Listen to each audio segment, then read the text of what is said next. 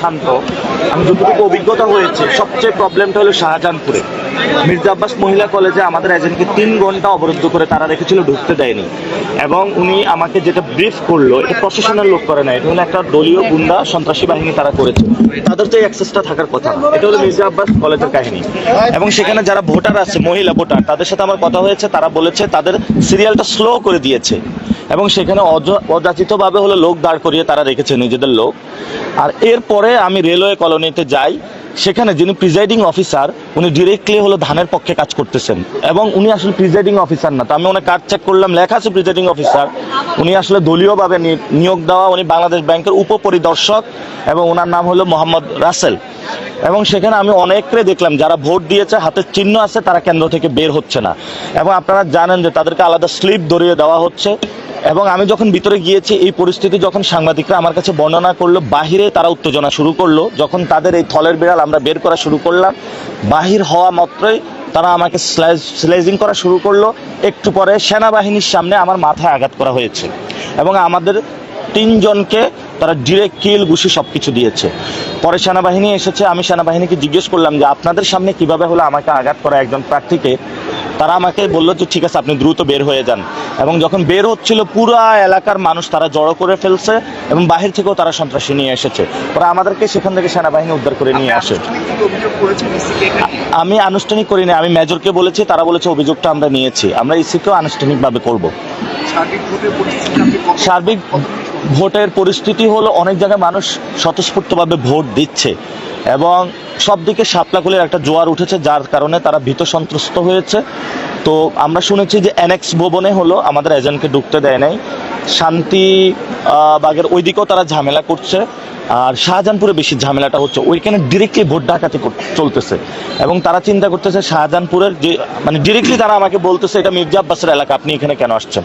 তো আমি তো ভোট যেহেতু করতে, আমি তো সব জায়গায় যেতে পারবো। তারা বলছে সেটা মির্জা আব্বাসের নাকি এলাকা। তো আমরা বলেছিলাম যে আমরা যদি কেউ আমাদের আঘাত করে, আমরা প্রশাসনের কাছে বলবো, ইসিকে কমপ্লেন করবে। ইসি তো কোনো উদ্যোগ নিচ্ছে না।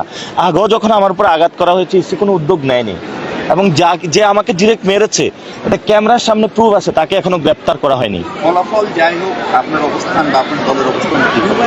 একটা হলো আমাদের জোটগতভাবে একটা সিদ্ধান্ত নিব আমরা। পুরো বাংলাদেশে কি হচ্ছে আমরা দেখেছি যে প্রথমে সিল মেরে রেখে দেওয়া হয়েছে অনেক জায়গায়, এবং ধানের সিল মেরে দেওয়া হয়েছে অনেক জায়গায়, এজেন্টদেরকে তুলে নেওয়া যাওয়া হচ্ছে। সেটা আমরা দলীয়ভাবে পুরো বাংলাদেশের পরিস্থিতি পর্যবেক্ষণ করে আমরা ব্রিফ করব। তবে ঢাকা 8-এর পরিস্থিতি শাহজাহানপুর ছাড়া অন্য জায়গায় আমি তুলনামূলকভাবে বেটার পেয়েছি। জয়ের ব্যাপারে আশাবাদী? ইনশাল্লাহ আমরা জয়ের ব্যাপারে আশাবাদী। এবং সবাই আমাকে বলতেছে ভোটটা নাসিরউদ্দিন পাটোয়ারিকে দিচ্ছে না, শহীদ উসমান হাদি ভাইকে ভোটটা দিচ্ছে। ফলত আমাদের রেসপন্সিবিলিটির জায়গাটাও বেশি, আমরা সব জায়গায় যাচ্ছি। আমাকে একটু আগে হামলা করা হয়েছে, আমরা ভীত নই, আমরা তারপরে ঘুরে দাঁড়াবো, আমরা শেষ পর্যন্ত মাঠে থাকবো। আমরা চাই বাংলাদেশে একটি সুষ্ঠু নির্বাচন হোক। এই সুষ্ঠু নির্বাচনের মধ্য দিয়ে যে আসুক, এটা আমরা সেটা মেনে নিব। কিন্তু এখন এই নির্বাচনকে বানচাল করার জন্য বেগম খালেদা জিয়া তো গণতন্ত্রের কথা বলেছেন, তাহলে তারই দলের একজন স্ট্যান্ডিং কমিটির সদস্য যে নির্বাচন বানচাল করতে চায়, গণতন্ত্র তার সহ্য হচ্ছে না।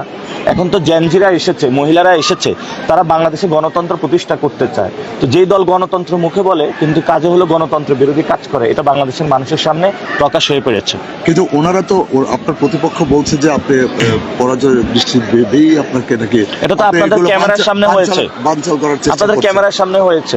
এই যে আমরা কেন্দ্রে এখানে যে প্রবেশ করেছি, আমার সাথে একজন প্রবেশ করেছে, আমার সাথে তো অনেক লোক প্রবেশ করে নাই।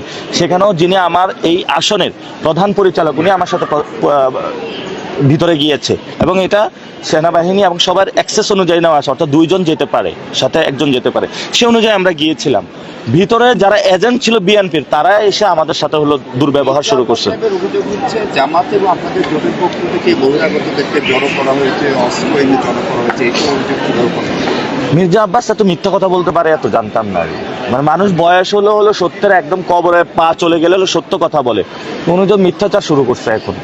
তো আমরা কি বলবো, মিথ্যাচারের জবাব আমরা ব্যালটের মধ্যে দিবে। এখন তো মির্জা আব্বাসের যে সন্ত্রাসী বাহিনী, সেখানে যে আমরা কিছু করতে পারবো, ব্যালটের মাধ্যমে আমরা ইনশাল্লাহ জবাব দিই। উনি শঙ্কা প্রকাশ করেছে আর কি, যে আপনি পরাজয় হবেন এই কারণেই নাকি বানচালের চেষ্টা করছেন, এরকম কিছু কি বানচাল? আমি বানচালের এটা উনি বলেছে, উনি মায়েরও দেয়, আবার এই মানে ওইটাও বলে। তো বলছিলেন আপনার উপরে হামলা করা হয়েছে, আপনার কোনো কর্মী আহত হয়েছে? হ্যাঁ, আহত হয়েছে, অনেক ঘুষি দেওয়া হয়েছে। আমার মাথার মধ্যে একটা জোরে ঘুষি দিছে।